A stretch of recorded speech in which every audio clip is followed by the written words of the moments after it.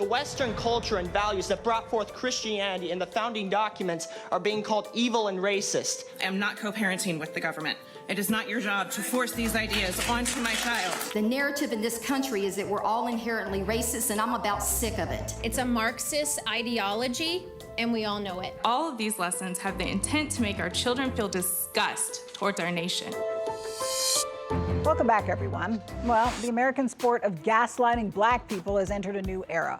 All across the country, mostly white conservatives have launched a battle against historical fact. In Florida, a child's book can be banned if it makes white kids feel bad.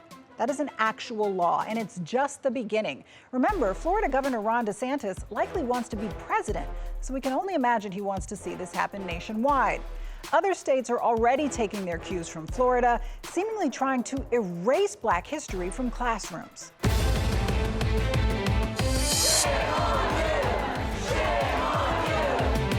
This is about a parents' movement to take back our schools.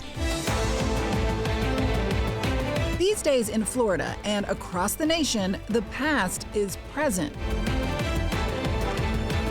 You have materials that you're providing where it says if you were born a white male, you were born an oppressor, you are abusing our children. Critical race theory is a more than 40-year-old approach to learning that was perfected in law schools at the point in time in which black scholars were critically thinking about the conditions of black folks at that point in time. With a battle over history front and center, and not just any history, black history.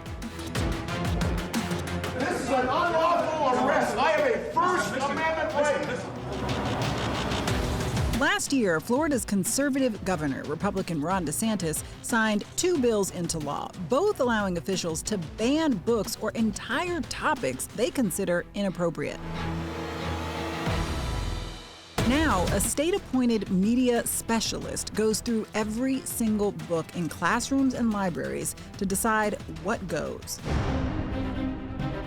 21 of the Florida school districts and almost 600 titles are affected by these new laws.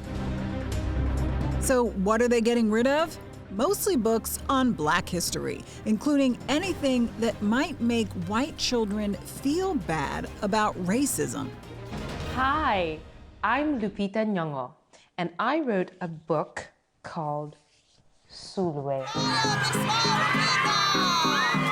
Academy Award-winning actress Lupita Nyong'o's book Sulwe is just one of the books that have been banned. Sulwe, a New York Times bestseller, is a moving picture book about colorism, self-esteem, and learning that true beauty comes from within. Dark and beautiful, bright and strong. Other books on the banned list include books about black historical figures like Harriet Tubman, Rosa Parks, and Martin Luther King Jr. The new laws also specifically ban teachers from in-school discussions about racism, oppression, or LGBTQ+ issues. In January, DeSantis used these laws to reject a proposed advanced placement course in African American studies, saying it was, quote, indoctrination that lacks educational value.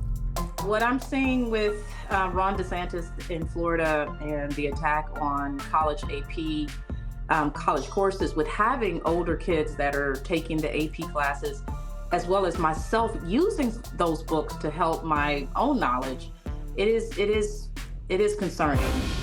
Pamela Smith, a Florida mother of 5, started homeschooling her kids 14 years ago. She says the school system hasn't been serving black kids for a long time, and these new laws are making things even worse. Our children are not seeing themselves reflected. True American history is telling the entire story of, American history. It's not leaving out certain parts. So we are, my husband and I are really doing a lot of research ourselves before we could teach it to our kids. So I actually get college African American history books, and I study it because I want to be able to learn it from a non-biased standpoint. The lesson? Education has become a racially divisive political issue. It's a battle for control of classrooms not seen since school desegregation in the 50s and 60s. Well, it only going to be a few of them in your school here. I think we did just fine without them. How do you boys feel about it? They don't want no. And some say these education bans can be compared to other times in history. To the point of banning, what the suppression does and what we've seen it do in other countries is set up attempts to prevent people from being able to take up space. We've seen in Nazi Germany, North Korea, where they would censor certain books. They would imprison people who leverage freedom of speech, especially if they were critical of their political positioning. In addition, we get critical race theory out of our schools, out of our military, and out of every part of our federal, state, and local governments. In recent years, the far right has made critical race theory a topic that fires up white voters all across the country. An Education Week analysis found that 18 states have imposed some kind of restrictions on how teachers can discuss race, and 12 states are considering such bills. The right has even co-opted the word woke. Most Republicans are now awakened to this fact that wokeness is weakness. It's a cancer that's eating America from inside out. Which was created for us, by us. What woke is keeping your antenna up and paying attention to the things that are going along. I stay woke, you know. Case in point, Florida's Stop Woke Act, where woke is used as an acronym for wrong to our kids and employees.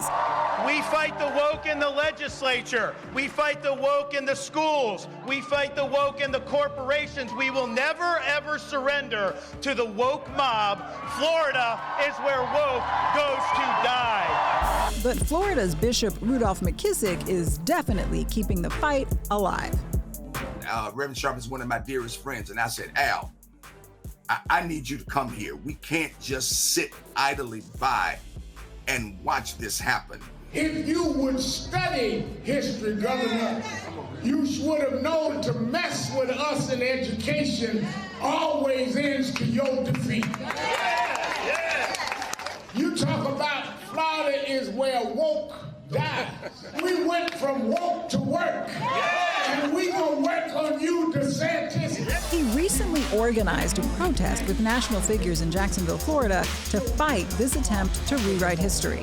The reality is your children and other generations can be comfortable now because our ancestors were uncomfortable for years.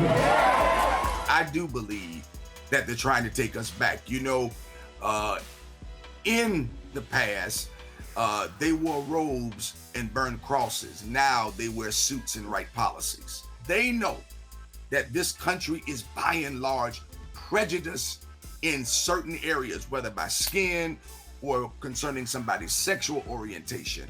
They know that's a red meat topic and that they can use it to propel themselves to higher offices. And if we don't do something about it, we will revisit an oppression and disenfranchisement in this country unlike we've ever seen.